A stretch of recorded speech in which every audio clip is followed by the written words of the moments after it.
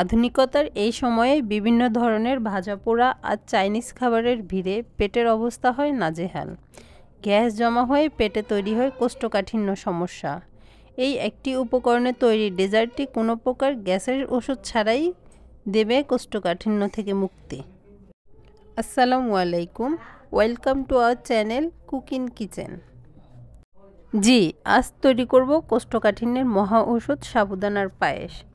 এজন্য আমি আধা কাপ সাবুদানা একটি বাটিতে নিয়ে 2-3 বার ভালো করে কচলিয়ে ধুয়ে পানি ঝরিয়ে নিব।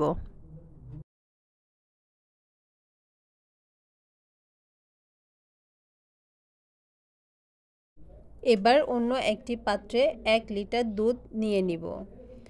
দুধটি যখন গরম হয়ে ফুটে আসবে তখন এতে দিয়ে দিব সেই পানি ঝরানো সাবুদানা। এবার হালকা থেতো করে 3টে এলাচ দিয়ে দিব আর টেস্ট ব্যালেন্সের জন্য দিয়ে দিব 1 চিমটে লবণ। এবার সব উপকরণ একসাথে নেড়ে চেড়ে দিব আর খেয়াল রাখবো যাতে বলক উঠে দুধ না পড়ে যায়। এটি খেতে যেমন সুস্বাদু তেমনই উপকারী। এই পায়েসটি গ্যাসের জন্য এতই উপকারী যে আপনি তৈরি করে খেলে বুঝতে পারবেন এর উপকারিতা সম্পর্কে।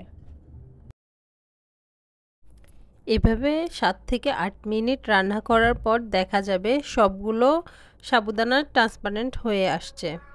এই সময় দিয়ে দিব আধা কাপ চিনি।